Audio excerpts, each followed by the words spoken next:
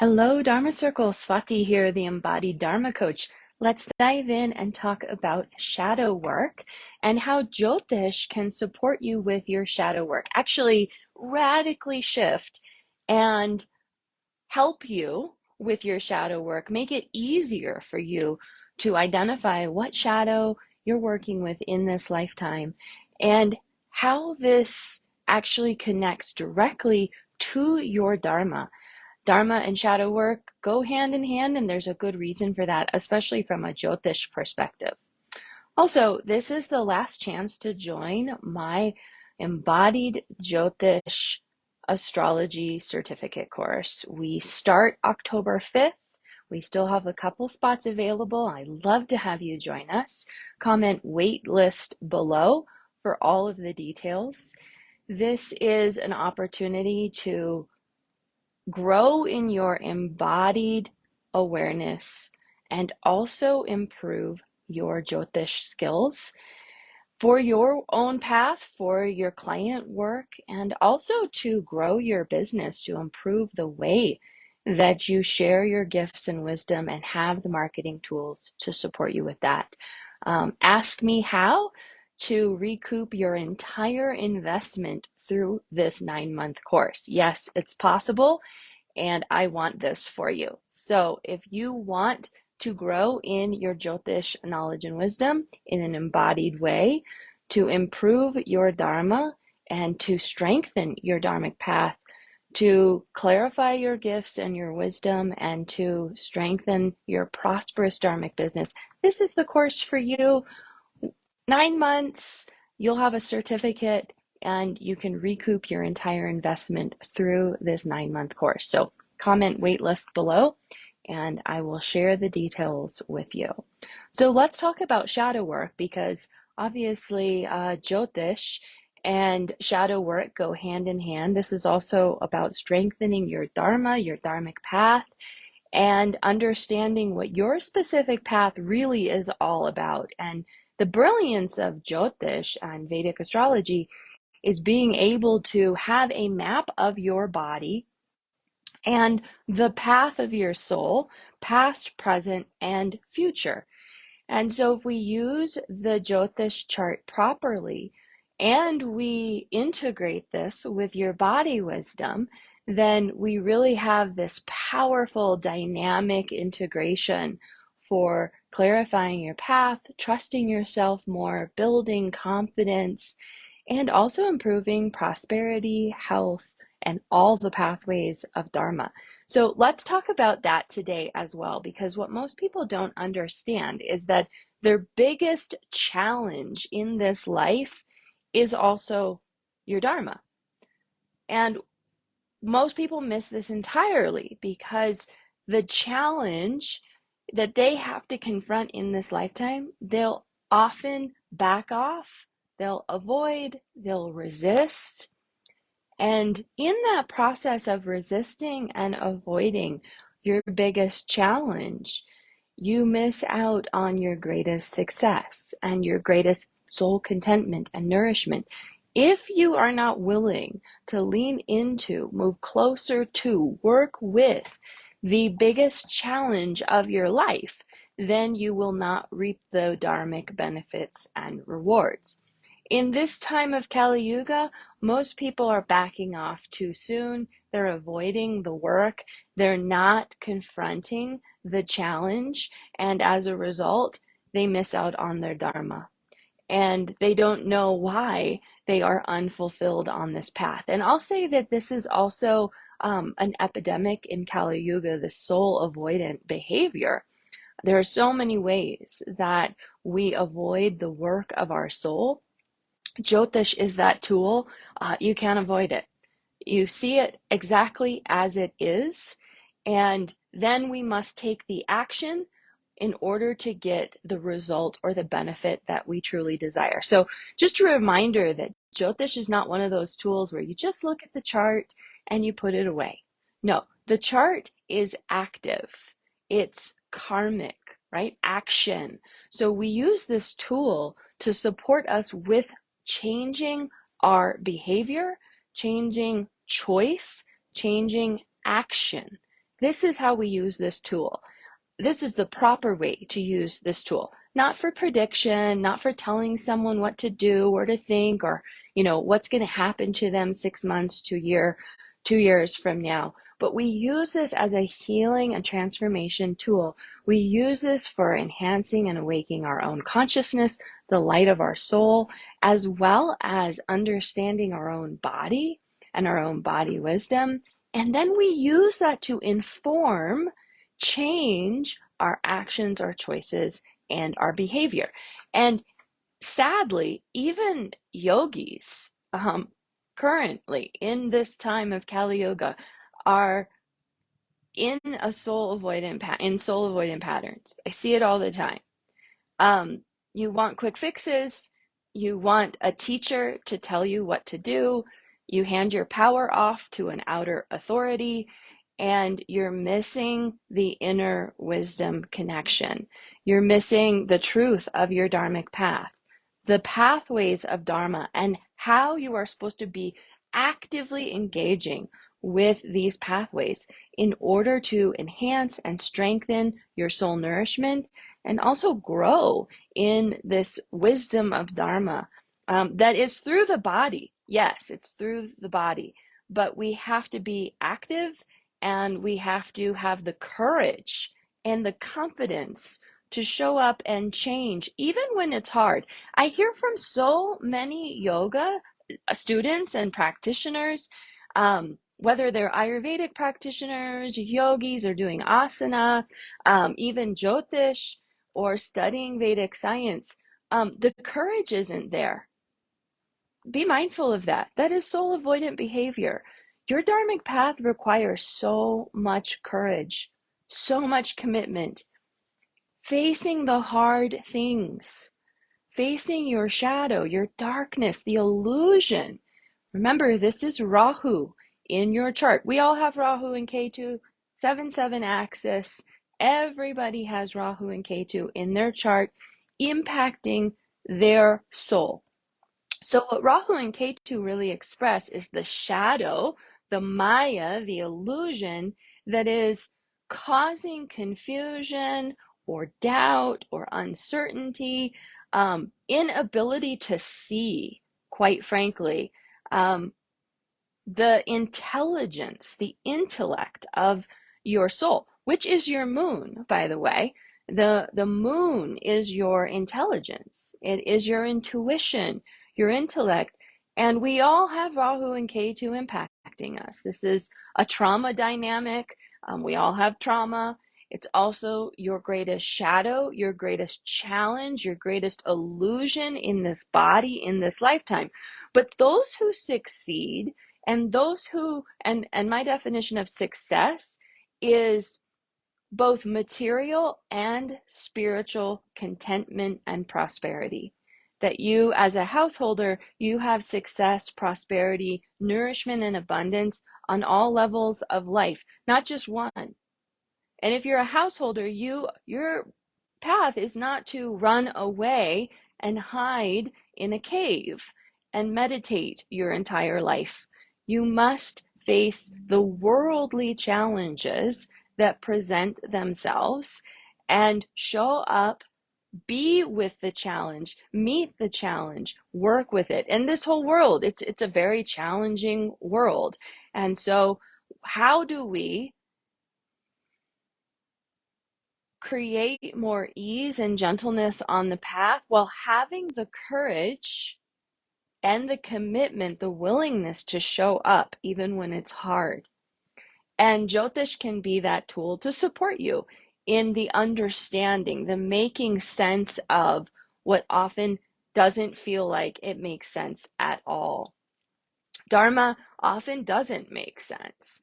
And this is the illusion, the confusion of the dharmic path. I want to reiterate this, though. So many of you are struggling with one of the four pathways of Dharma. This is either the purpose of your soul, this is about wealth and money, this is about health and vitality, or it's about love and relationships. One of these pathways you have struggled with. Each of us, all of us on this planet, has a struggle that relates to one of these four pathways of Dharma. Now, you may say, I have struggles in all of those, or at least two of those. Here's the amazing thing about Dharma. When you commit to your dharmic path, and you show up for that main struggle, the biggest challenge on your path, the biggest challenge that your soul is confronting in this body in this lifetime, it takes care of the other three pathways. So they all work together. So for example, if your struggle is, and your greatest pain, which this is my story, the pain of not knowing, not trusting, not being clear with my Dharma, not knowing what the purpose of my soul is, and feeling like there's no point to this life at all if I don't know what my purpose is. When I committed to the dharmic path and trusting my gifts and my wisdom, sharing my gifts and wisdom in this world, overcoming those challenges and meeting those challenges around confidence and self-doubt and all of the people that were trying to thwart my path, family members, Jyotishis, who tried to stop me from sharing my gifts and wisdom, disembodiment, soul avoidant behavior, drugs, alcohol, numbing agents, harmful teachers, therapists, and healers. I had to overcome these challenges, and also not knowing how to support myself financially. Once I committed to, this is the path, there is no other way, I will figure this out, I will share my gifts and wisdom in this world, the other three pathways took care of themselves. What I mean by that is vitality and health improved, relationships improved, money and wealth improved, because I committed to the one main challenge that I face on this path. And of course, it's not perfect. This is not about perfection. And this is not about having all the solutions and doing it right. But I invite you to really understand that when you commit to the purpose of your soul and you go all in, there's no plan B, there's no turning back, there's no going to get a day job or whatever it is. When you go all in, it takes care of the other three pathways that you may be struggling with as well. There's something so powerful about committing to your Dharma, the purpose of your soul, and how it just naturally takes care of the other three pathways of Dharma. If you are struggling with relationship on this path, and that is the main struggle you are working with in this body, in this lifetime, and you commit to healing and transforming and awakening through relationship, that will support the other three pathways, which are Dharma, knowing your purpose, increasing vitality and health and well-being, as well as improving wealth. So whatever pathway you're working with, and type in the comments below, what do you think your pathway is?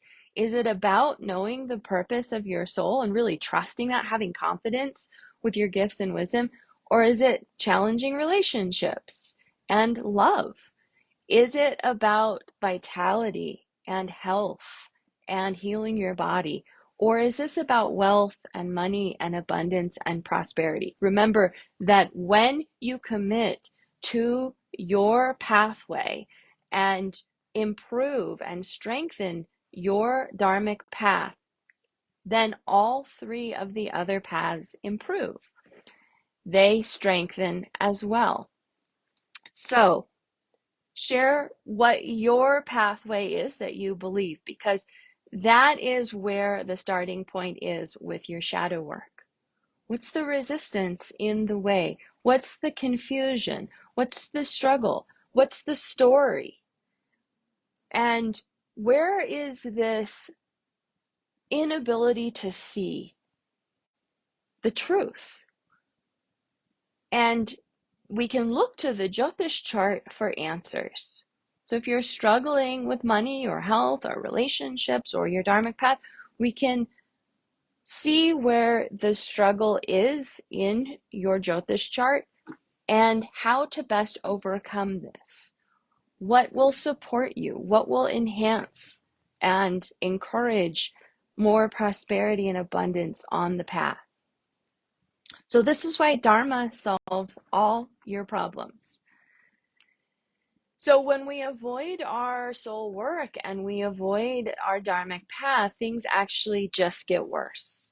And I've seen this time and time again. There are other people who, like me, and I hear this a lot, the doors start to close and you start to have no options. So over a decade ago, I was in deep, deep conflict about sharing my gifts and wisdom in this world and didn't trust what my gifts are, didn't feel like I had anything to offer, didn't understand my value and the value of my gifts and wisdom, lack of confidence, self-doubt, all of it. Plus, I was having family members and Jyotishis trying to stop me from doing my work in this world and destroying my confidence at the same time.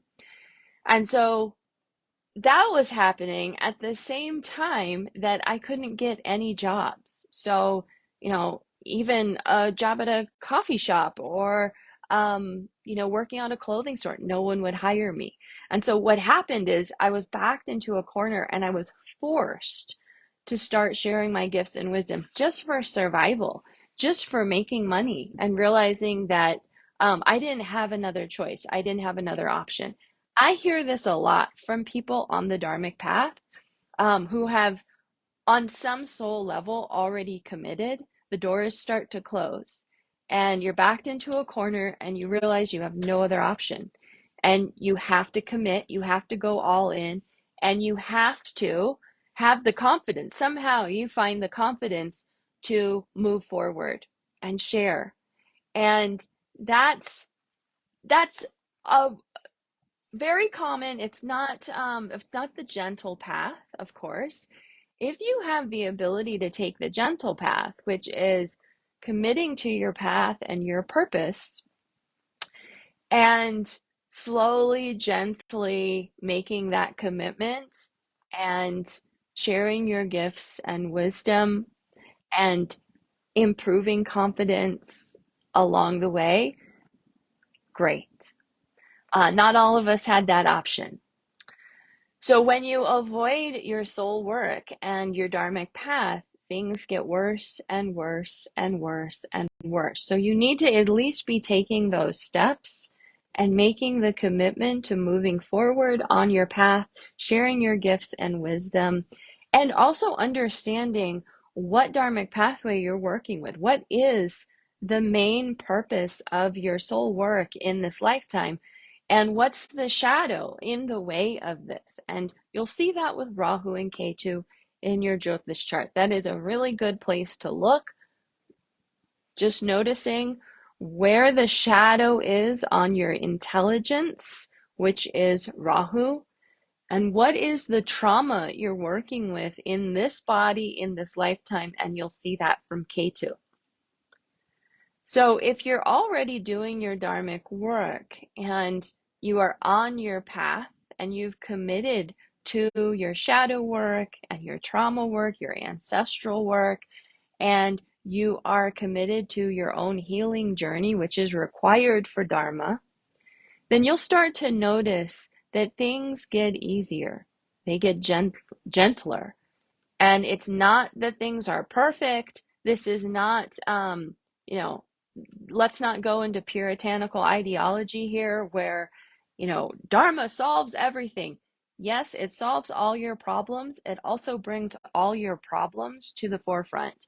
And you must be willing to face the challenges and commit to being in right relationship with the things that are blocking your power or disempowering you or keeping you from really being in the power and purpose of your soul. We all have that capability, but it's the soul avoidance that keeps some people stuck and disempowered. Um, most of us have been through these cycles and doing this for lifetimes. And this is an opportunity in this body and in this life to deepen the transformation and the awakening. We have the ability at this time in this body on this planet to do what our ancestors couldn't even imagine or dream of. It's truly an incredible, remarkable time to be alive in a human body on the planet right now. I believe that bridging indigenous wisdom, like the Ved and Vedic knowledge and wisdom, with tools like embodiment and trauma-informed therapy and healing modalities is really cutting edge and truly the most powerful way to use Vedic knowledge and wisdom. And of course, embodiment tools and trauma healing and vagal nerve theory and all of this is really indigenous wisdom anyway. So we're just bringing this back to life because it's been dormant for so many generations, particularly in the West. So this is what we do in my embodied approach to Vedic astrology. We're taking the whole body into consideration. We're working with trauma and we're listening to the body. We're talking to the body and we're using Jyotish as a resource and tool to inform our understanding, our awakening, our healing, and it's through Dharma. It's through the pathways of Dharma. This also improves your business and the way that you do business, how you help your clients, and also even just from a marketing perspective, knowing exactly what your niche is, your dharmic pathway will radically enhance the way that you market and share your gifts and wisdom. And yes, I believe healers should be well compensated for their gifts and their wisdom. You should be prosperous. You should be able to make money, and you should be well paid for your gifts and your wisdom. There should be reciprocity with your dharmic offering. And we teach that in the Embodied Vedic Astrology course. And it's part of what we're doing in this process. If you want to recoup your entire investment during this 9-month process, you can do that through practice sessions. 20 sessions are required in this course in order to get your certificate. If you want to be a rock star and do 36 sessions, you will recoup your entire investment during the 9-month course. So we've made your ROI, your return on this investment, incredible. So this is a lasting, sustainable tool and course and resources that will keep you and your business growing for years and years to come. So if you want the details about my Embodied Jyotish certificate course, comment waitlist below. I'll follow up with you and give you all the details. A reminder about your shadow work. Look at your Rahu and your Ketu in your Jyotish chart. Understand the axis. They're always working together to pull you towards your greatest fear, your greatest pain, your greatest struggle and challenge. And at the same time, where you can't see clearly and you need to take the blinders off. What are you not seeing? Where are you resisting is really what it comes down to. Where are you resisting? And remember, this is in your body. This is not just mind. There's resistance in the body. We need to understand from an embodied perspective and an embodied level, where is my body resisting or avoiding because of trauma? You can't just, you need to change and you need to do this. And your whole life would be different if you just do it like that. No, there's a reason why the body is resisting and avoiding, and without curiosity, without leaning into the body, you will never crack that code and you will never soften that resistance. So we have to get there through the body. And if you're a healer, you already know that. It's body, body, body. Using Jyotish in an embodied way, in my opinion, it's the only way. And this is what we're doing for 9 months in my Jyotish course. So if you're ready to lean in, dive deep, and improve your prosperity, your nourishment on all levels of life, jump in, join us. We'd love to have you. We get started October 5th, and comment waitlist below for all the details. Happy shadow work, everyone, and enjoy the process. Bye.